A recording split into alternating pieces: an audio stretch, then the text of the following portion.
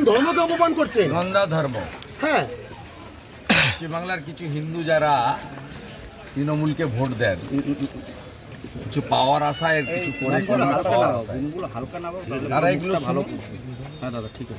আমরা যদি গীতাকে বিশ্বাস করে থাকি, ধর্ম রক্ষা করার কাজটা সবার, শুধু বিজেপির কর্মী সমর্থকদের না।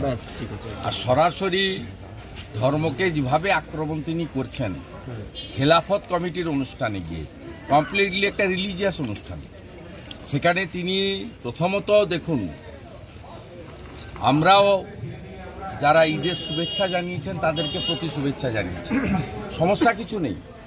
কিন্তু আমাদের হরিনাম সংকীর্তন বা ভাগবত কথায় যেমন অন্য ধর্মের লোকেরা আসা উচিত নয়, আমরা আহ্বানও করি না। আমাদের মন্দির নির্মাণ হয় আমাদের অর্থে, সরকারি অর্থ নিই না, অন্য ধর্মের অর্থও নিই না। ঠিক অন্য ধর্মের ক্ষেত্রেও তাদের যখন ধর্মীয় রিলিজিয়াস অনুষ্ঠান হবে, সেই ধর্ম যারা পালন করেন তাদেরই থাকা উচিত। মমতা ব্যানার্জি বিধানসভায় দাঁড়িয়ে আমাকে কাউন্টার করার জন্য বলেন আমি ব্যানার্জি, আমি শিব ঠাকুরের দিকে মাথা করে ঘুমাই, আমি ব্রাহ্মণ বাড়ির কন্যা, এগুলো বলার পরে তিনি কি করে খেলাফত কমিটি আয়োজিত অনুষ্ঠানে যান? এক নম্বর। দ্বিতীয় কথা, আমি ইসলাম ধর্ম সম্পর্কে বেশি জানি না, কিন্তু আমি যেটুকু জানি সেখানে তাদের নারীরা আলাদাভাবে ধর্ম পালন করে, পুরুষরা আলাদাভাবে ধর্ম পালন করে। তাহলে মমতা বন্দ্যোপাধ্যায় একজন মহিলা নারী, তাকে কিভাবে সেখানে অ্যালাউ করেন? আর যদি খেলাফত কমিটি করে থাকেন, আমরা নয় সাম্প্রদায়িক পার্টি, হিন্দুদের পার্টি, গর্বিত হিন্দু বিজেপি, কোনো অসুবিধা নেই। তাহলে আপনাদের তো কংগ্রেস আছে, পীর সাহেবের পার্টি আইএসএফ আছে, তাদেরকে বা সেখানে খেলাফত কমিটি ডাকেন না কেন? তারপরে যে ভাষাতে তিনি আক্রমণ করেছেন হিন্দু ধর্মকে গন্ধা ধর্ম বলে, এবং বলছেন ওরা দাঙ্গা করতে এলে আপনারা তাড়িয়ে দেবেন। আরে হিন্দুরা কোথাও দাঙ্গা করে না। আমি যে মাটিতে দাঁড়িয়ে আছি, এখানে নুপুর শর্মার একটি মন্তব্য নিয়ে এই বেথুয়া এবং নাকাশিপাড়ায় কি হয়েছিল সবাই জানে।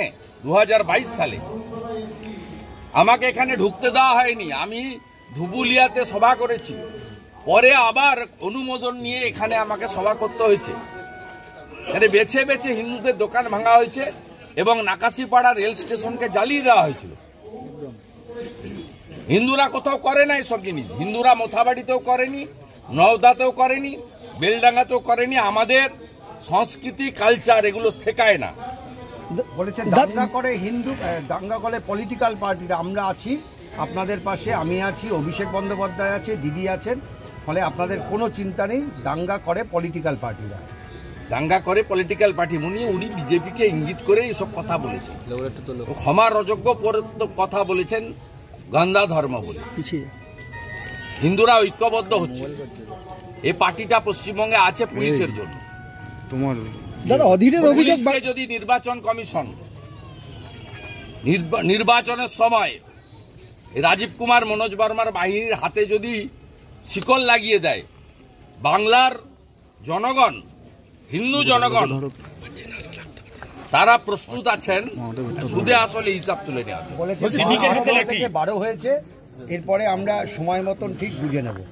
18 আরে কথা অনেকে বলতো 1984 সালে যখন অটলজি দুজন জিতেছিলেন, তখনও অনেকে এসব কথা বলতো। লোকসভা নির্বাচনের পরেও বলেছে, তো শুরু হয়ে গেল, সাফ করে দেব। হরিয়ানায় তার উত্তর পেয়েছেন, মহারাষ্ট্রে তার উত্তর পেয়েছেন, 27 বছর পরে দিল্লিতে লোক উত্তর দিয়ে দিয়েছে।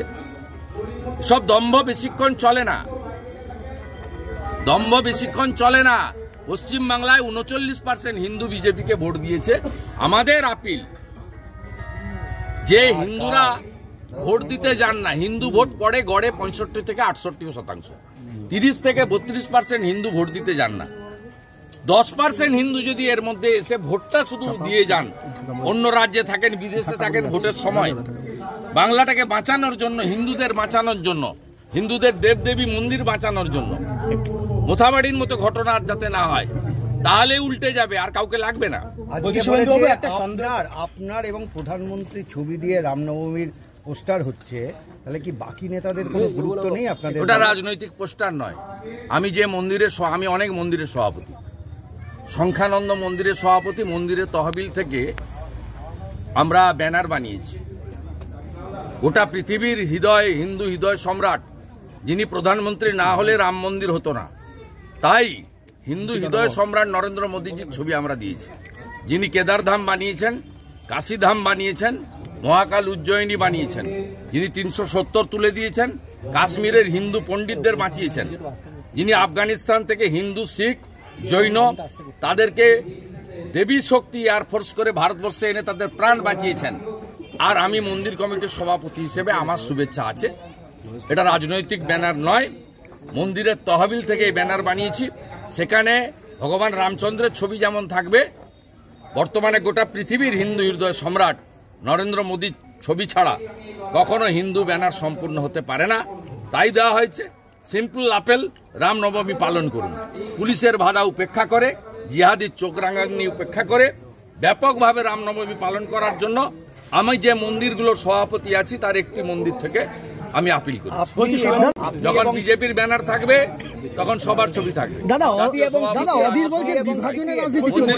সব কার থাকবে? মন্দির কমিটি। বিভাজনের রাজনীতি করছে বাংলায়। অধীর বলছেন বিভাজনের রাজনীতি করছে বাংলায় আইপ্যাক এবং আরএসএস, বিজেপি এবং তৃণমূল সাম্প্রদায়িক অশান্তি ছড়াচ্ছে। উনি তো উনার নামটা অধীর চৌধুরী বলে তো মুসলমানরা ভোট দিল না। উনি কাকে কি সব বলছেন? উনার নামটা অধীর চৌধুরী বলেই তো বহরমপুরে ভোট পেলেন না, ইউসুফ পাঠান ভোট পেয়ে গেল। আপনারা উনি যে কটা ভোট পেয়েছেন বহরমপুরে হিন্দুদের ভোট পেয়েছেন, ওই জন্য ডাক্তার নির্মল সাহা জিততে পারেনি। হিন্দুরা অত সাম্প্রদায়িক না। যে কটা ভোট উনি পেয়েছেন হিন্দুদের ভোট, আর উনি জিততে পারেননি শুধুমাত্র উনার নামটা অধীর রঞ্জন চৌধুরী বলে। মুসলিমরা ভোট দেয়নি, ইউসুফ পাঠানকে ভোট দিয়েছে, গুজরাটের লোক। বলছি শুভেন্দুবাবু, মোথাবাড়ির ঘটনায় তৃণমূল কংগ্রেস স্লিপার সেলকে ব্যবহার করেছে খারজি মাদ্রাসাকে শেল্টার হোম হিসাবে ইউজ করে, এরকম একটা অভিযোগ আসছে শাসক দলের। পুরো বর্ডার এলাকা, নদিয়া, উত্তর 24 পরগনা থেকে কোচবিহার পর্যন্ত এই বর্ডার এলাকা কমপ্লিটলি, এটা ভারতে আছে কিনা খুব সন্দেহ। এইখানেই কিছুদিন আগে বাংকার পাওয়া গেছে, এই পাশেই এখানে বাংকার পাওয়া গেছে বাংলাদেশের সঙ্গে যোগাযোগকারী। অতএব এইখানে ভয়ঙ্কর অবস্থা। এর জন্য দায়ী কে? স্বরাষ্ট্রমন্ত্রী অমিত শাহজি পার্লামেন্টে বলেছে যে আমাকে জমি দিচ্ছে না, তাই আমি বেড়া কমপ্লিট করতে পারছি না। আর রোহিঙ্গা মুসলমান অনুপ্রবেশকারীদের এখানে ঢুকিয়ে আধার কার্ড, এপিক কার্ড করে ডেমোগ্রাফি বদলাচ্ছে। যেমন এখানে কালীগঞ্জ, এই কালীগঞ্জ হাতের বাইরে, পলাশিপাড়া কার্যত হাতের বাইরে, চাপড়া হাতের বাইরে, এটাও কম না নাকাশিপাড়াতে। আপনারা টিকিট কেটে লন্ডনে লোক পাঠিয়েছেন সিপিএম এবং আপনারা মমতা বন্দ্যোপাধ্যায়কে প্রশ্ন করার জন্য, এবং সেখানে প্রশ্ন করেছে। আমার বক্তব্য হচ্ছে প্রশ্নগুলো কি ভুল? একটা প্রশ্ন হচ্ছে আপনি চোর, মমতা ব্যানার্জি তো চোর সবাই জানে। বলেছে অভয়ার মৃত্যুর জন্য আপনি দায়ী, এভিডেন্স ডেস্ট্রয় তো আপনি করেছেন, 10 লক্ষ টাকা ঘুষ দিতে চেয়েছিলেন পরিবার, এটা কি ভুল? আরেকজন বলেছে আপনি হিন্দু নিধন করছেন, এটাও কি ভুল? প্রশ্নগুলো সঠিক, কে করেছে আমি জানি না, আমি তাদের চিনি না, প্রশ্নকর্তার আইডেন্টিটি আমি জানি না। তারা বিজেপি না সিপিএম না অন্য কেউ, না সুশীল সমাজ না এনআরআই না ওখানকার রেসিডেন্ট, বাঙালি না অবাঙালি, আমি চিনি না। কিন্তু প্রশ্ন যেগুলো শুনেছি মিডিয়াতে, 3টে প্রশ্নই ঠিক। এর উত্তর জেলে থাকা পার্থ চ্যাটার্জি দিতে পারে, করার কোনো কারণ নেই। তাহলে আকবর, ঔরঙ্গজেব, শাহজাহান, বাবর এরা তো হিন্দুকে জিরো করে দিত। যোগেন মন্ডলের মতো, আপনি তো পশ্চিম বাংলার যোগেন মন্ডল, এখন যোগেন মন্ডলের মতো লোককে পাকিস্তান সঙ্গে নিয়ে হিন্দুদের বিভাজন করেছিল, কিন্তু সনাতনকে শেষ করা যায়নি, যাবেও না। যার আদি নেই অন্ত নেই তার নাম হচ্ছে সনাতন। ব্রহ্মাণ্ড যতক্ষণ থাকবে ততক্ষণ সনাতন জীবিত থাকবে।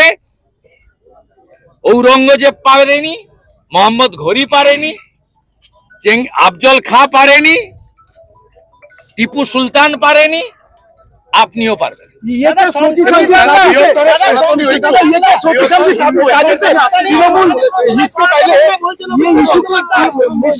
सेम ममता बनर्जी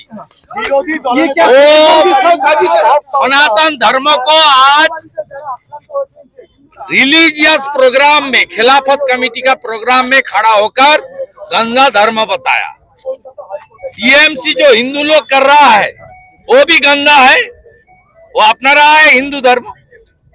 इसलिए हिंदू एक होना चाहिए। बंगाल में हिंदू यदि बाँचते चाहो विभेद भूले एक हो। आज के जहा मोताबाड़ी कल के हबे तुम्हार बाड़ी। हिंदू हिंदू भाई भाई बांग्ला के बाँचाते बचाई। बांटेंगे तो काटेंगे, एक रहेंगे तो सेफ रहेंगे।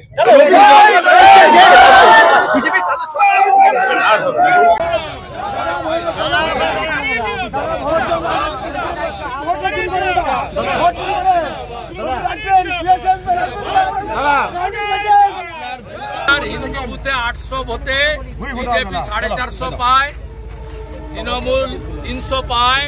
এসএম সাদি দাঁড়াই হিন্দু ভোট কাটার জন্য। সিপিএম কে আগে নির্মূল করুন। 1,82,000 হিন্দু ভোট কেটেছে। সিপিএম কে মুসলমানরা ভোট দেয়নি, সাদি সাহেব হিন্দুদের ভোট কেটেছে। আগে ওরা যদি 800 ভোটে 800 ফেলতে পারে জুবের শেখ চাপড়াতে, আপনাকেও নাকাশি পাড়াতে 800 হিন্দু ভোটে 800টাই পদ্ম ফুলে ফেলতে হবে। হিন্দু যদি কেউ নরেন্দ্র মোদী আর বিজেপি আরে আমি তো নন্দীগ্রামে হারিয়েছি 26% মুসলিম। আপনি নাকাশি পাড়া পারবেন না?